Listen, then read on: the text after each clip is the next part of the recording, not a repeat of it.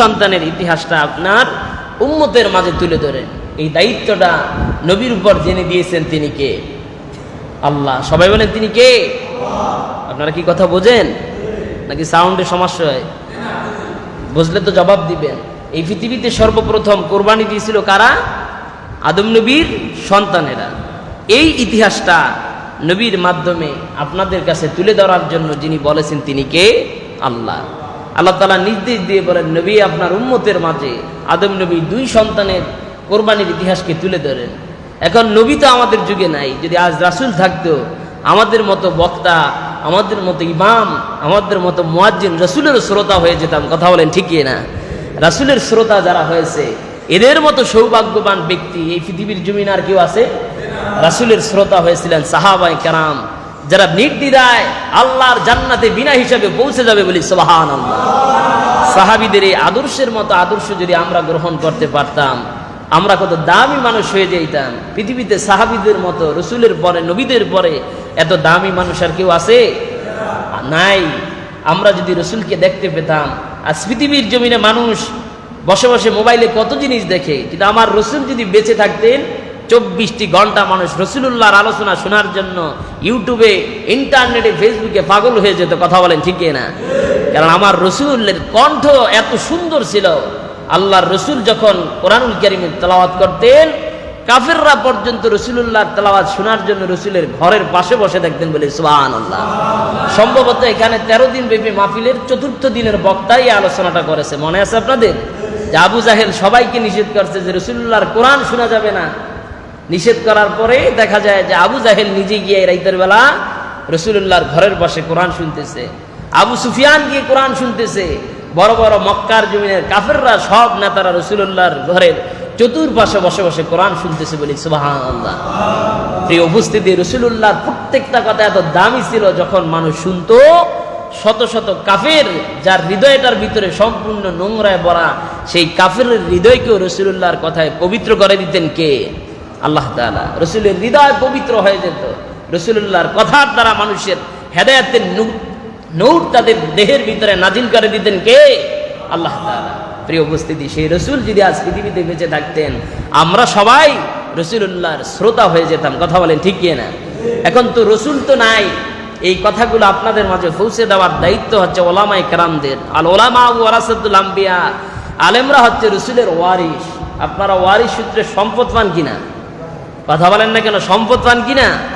বাপদাদার কেল্লা যে সম্পদ, এটা ওয়ারিস সূত্রে আপনারা পান। অনুরূপভাবে ওলামায়ে কেরাম ওয়ারিস সূত্রে ইলম পেয়েছেন, রাসূলুল্লাহর প্রত্যেকটা কথা তারা পেয়েছেন। ওয়ারিস সূত্রে তারা কোরআনুল কারীমের বাণীগুলো মানুষের কাছে পৌঁছে দিয়েছেন। এই জন্য ফদলুল আলিমি আলাল আবিদি কাফাদলি আলা আদনাকুম।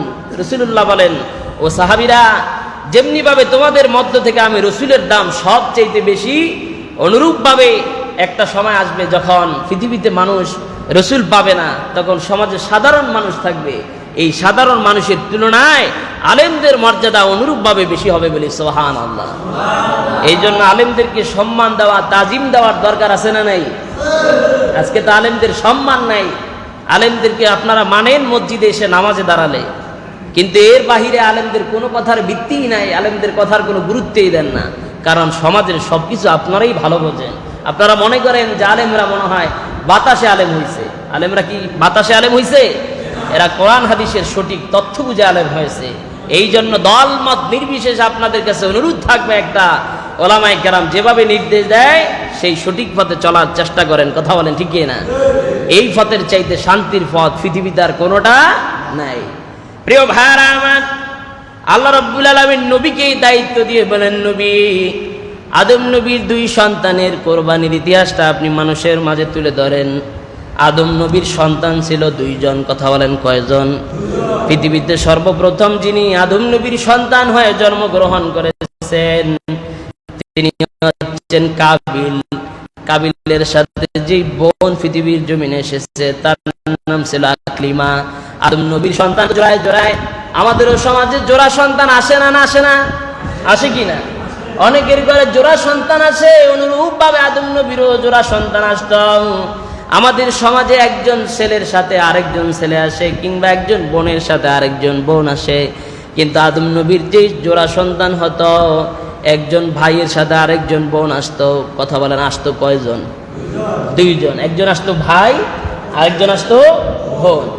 এইভাবে মুফাসসিরিনে কেরামগণ বলেন, কোন কোন মতে পাওয়া যায় 120 জোড়া সন্তান আদম নবীর পৃথিবীতে এসেছে বলি সুবহানাল্লাহ। কয়শো 20 জোড়া? 120। 120 জোড়া আসলে কতজন হয়?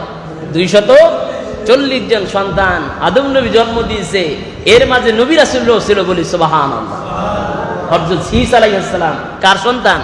আদম নবীর সন্তান, তিনিও একজন নবী ছিলেন।